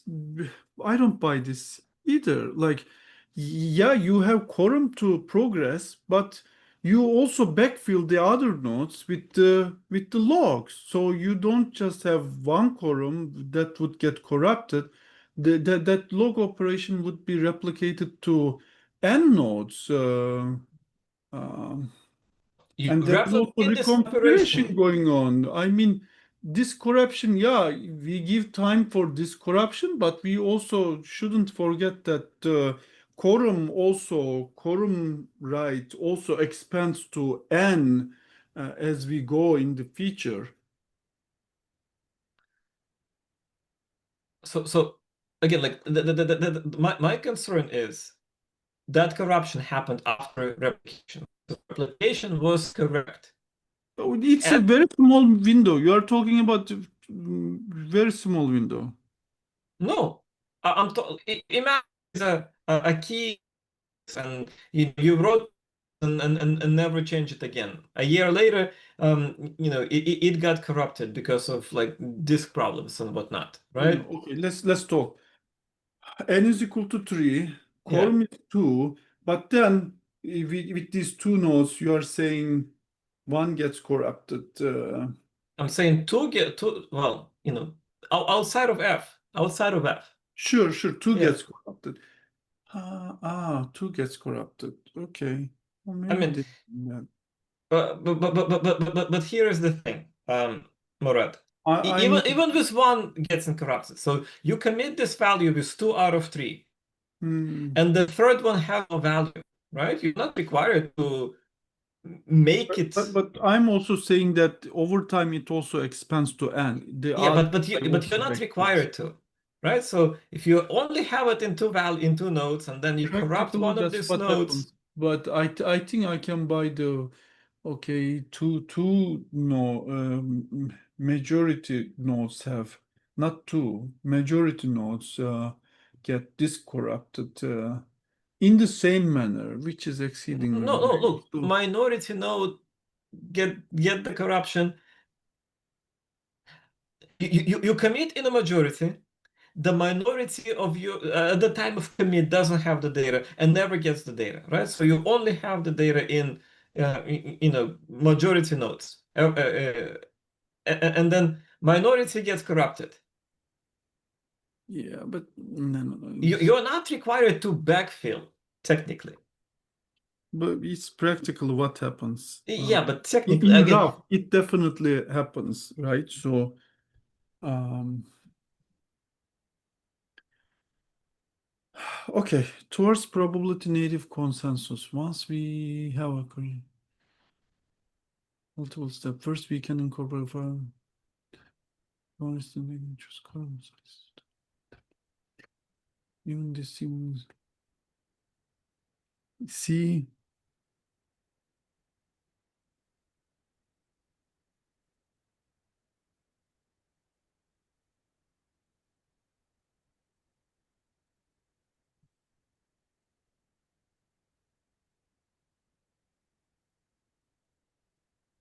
what is this meaning? 41?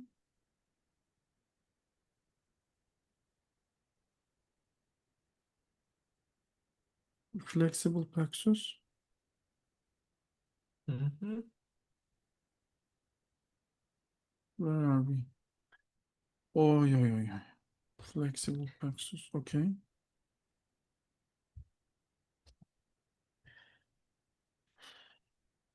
Even the similar as quorums are not formed independently, but instead must. Okay, this.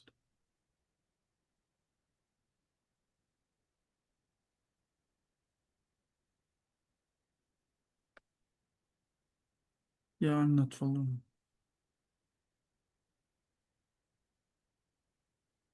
Why probabilistic quorum? We can choose quorum size dynamics such that they overlap with high probability. We choose them so that they overlap with 100% probability, Yeah, why? unless again, like those. retrospective failures happen. Second, probabilistic approaches can choose leaders among the most reliable nodes, avoiding more leader reputation schemes in existing world, such as can improve tail latency, reduce reconfiguration days, and improve safety when nodes fail. Sure. Used to design new types of failure detectors which are more realistic and accurate. Similar. Okay, 2873. 2873.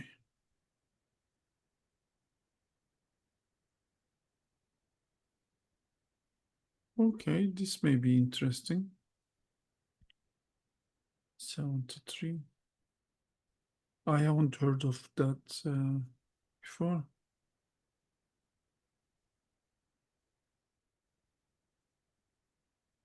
Okay, neither this one, and this is from storage.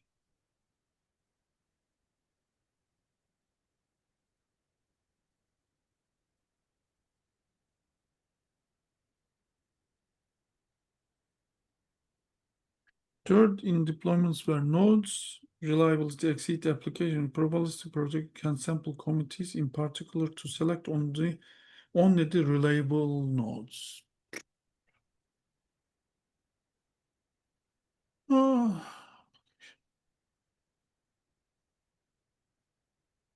Okay, maybe doing less work or something. Yeah, remember I talked about how does this differ from blockchain work? I think this is like the nodes. This is not open participation. This is not open participation model. And then you can select only, but sampling, why? Is there such a large number of nodes that you sample from the reliable nodes? But I guess Yeah, if you have even things like PickPaxos, we also said, okay, like uh, Mhm. heuristic for forming acquisition quorums or something. Yeah, we did investigate that with simulations and mostly simulations probably in PickPaxos work. For faster retrieval, faster operation. Yeah, I mean, for big paxes, we're kind of simplified, right? But we had to consider the fact that a relay can fail and like what to do with it. Like, Yeah, and yeah, yeah. yeah. I mean, you choose the relay more thing, and we also said that all the group sizes, this would be faster versus So, the so, other. so, so, so what we did in PickPaxos is we kind of computed the relay reliability curve, right? So if you Mm. suspect that a particular relay Yeah, was yeah, failed, yeah, we actually deprioritize from erroneous relay. yeah, yeah, you're right. Okay. Finally, choosing to lean in fully into probabilistic nature of code allows us to explore more radical design decision. For instance,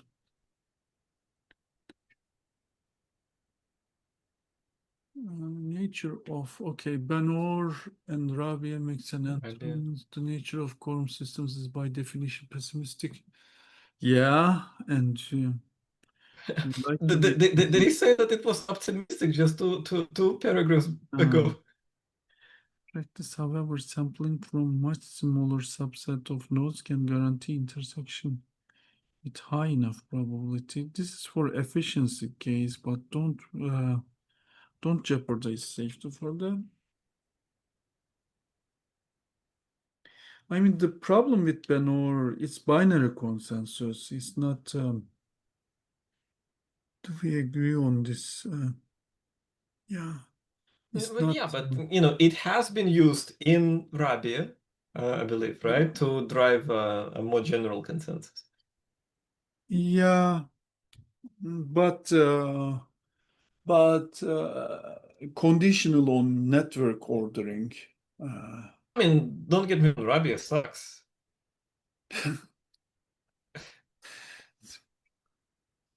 First durable type 2 is they consider worst It's case. though, but it's a practical like system. In theory, similarly, quorum systems that enforce durability are too conservative as they consider worst-case adversarial scenarios. Guarantee safety if any combination of Q per nodes fail.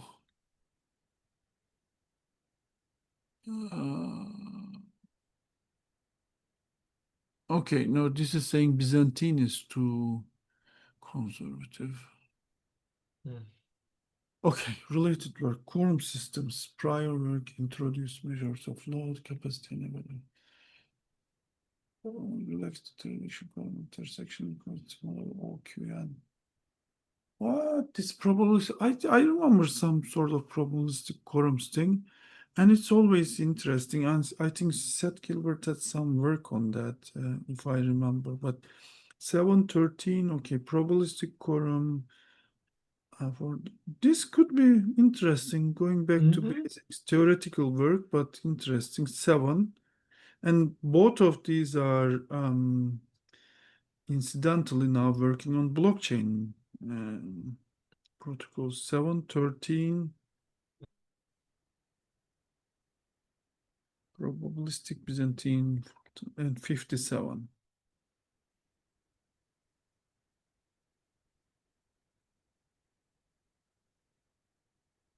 Okay. Probabilistic quorum systems, 97, even earlier. Interesting. Okay, committee sampling from like blockchain work mostly. Algorand, okay. Refined failure and trust models. Stellar and other blockchain thing, PBFT like analysis of F thresholds. And we did conclusion. Okay, so where are we at? Is it possible to insert a page right here?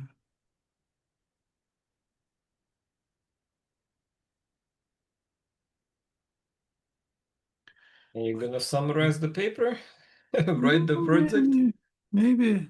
No. Yeah. Maybe couple minutes retrospection. And so we are almost at 2 hours. Yeah. We have, I think, 8 minutes remaining to the 2 hour mark. Um, yeah. The safety thing confused us a lot. Mhm. Rough safety violation. No, it's the quorum counting that causes the safety violation, right? So, like, how can you count quorums? What do you mean? If about quorum intersections, right? So to violate safety, you need the quorums that don't intersect. Yeah. Yeah, Right. right. I mean, Ref Paxos safety is very straightforward. Yeah. It's quorum intersection. We didn't understand why this quorum intersection I mean, uh, in my is mind, the only way violated. you I can. mean, if it is what it's pre-calculated, so you can blog on liveness, but hard to see why safety is violated unless so quorum intersection safety and then a priori calculated um, to be 100% safety, to be 100% intersection or no liveness. But then why safety violation? Is it, we had our hypothesis. We said, is it due to Byzantine? Is it due to retrospective corruption or something? We didn't. Raft is Byzantine behavior, but it's out of spec. You cannot corrupt this in And Raft I don't protocol. think they are changing the raft model to say that, oh, the quorums are probabilistic size or something. So it should be either of these two. Or we said that, is it a durability argument? durability violation. This may be It's maybe the same thing. So it's a corruption. um, Yeah,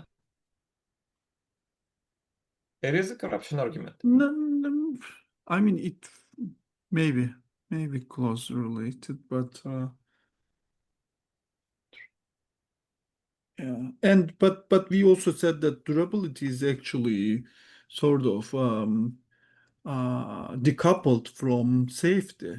You can have manual recovery in the worst case. And so I'm not sure what you mean by manual recovery, to be honest.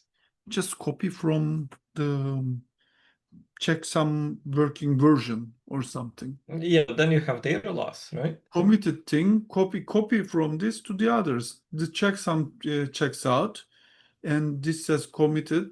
Just Yeah, mm, you know, sure. bootstrap the system from But you this. still need to make Even sure if you you have, have even if you have one node remaining, you could do that.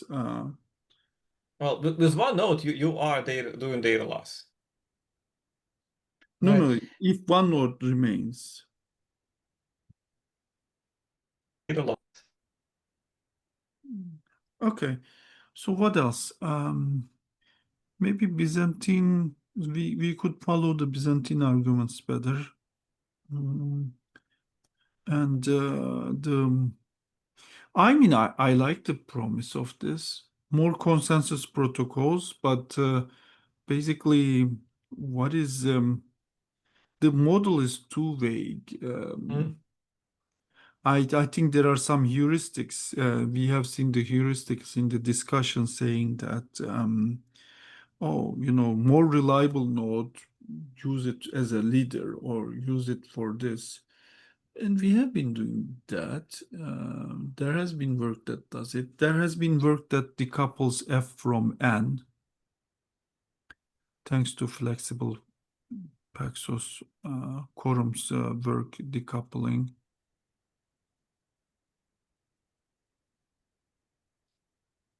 Um, so this already handled some of that. What was I talking about? I was talking about feature work and the model being vague. And like reliable node, give it more role or something. Well, you're saying the model is very. I don't see a model because we still Say didn't this again. understand. Say this again.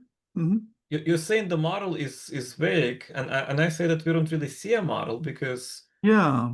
beyond whatever those curves, the failure curves of machines, we don't even know what they represent. I mean, The F, abstractions are useful. yeah, Like, I the think there is a F dance of, failure gives you a good abstraction. yeah, yeah. I think after reading this, it made safety, always 100%. Um, I mean, it's not completely effed up. The safety part, safety reasoning is F threshold. At least it's good for safety reasoning. When Simplifies it you hold the other significantly. failure assumptions, right? Yeah. This cannot be corrupted, whatever the assumptions you have in a protocol, right? Hmm. Again, this is I think this is like where this paper is going because like these assumptions are too Right. good to be true. They will be violated, and if they will be violated, then you will lose that safety potentially, right? Yeah. My favorite Dijkstra quote, the purpose of abstraction is not to be vague, but to create a new semantic level in which one can be absolutely precise. Mhm.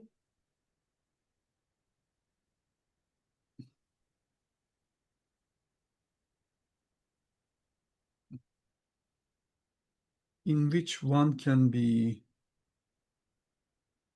absolutely precise. And you said that there is no model here. Um, And maybe they are arguing that as a strength of the work, but that could be also weakness of the work because abstractions are useful. CS is all about abstractions, and if you get rid of the abstraction, I mean, I agreed with several paragraphs. I said that yeah, these observations about faults is important, but I think this paper would have been stronger if instead of abolishing all abstractions, they could give us a new abstraction, or maybe this is a stepping stone to there. But again, but it's a very messy model, and you will say that there was no model. Um, what is the new abstraction? What are our tools in this new abstraction? Yeah. Because we need the abstractions. Abstractions are not bad, and um, this hiding is not all evil. It made the safety reasoning simple and deterministic. And so, what's the new abstraction proposed? Okay, interesting. And messy as we promised, we discussed, and I mean, I guess hot OS papers are supposed to create discussion. I think this creates discussion. They have to be, you have to be sort of provocative intentionally. So there might be some of that going as well.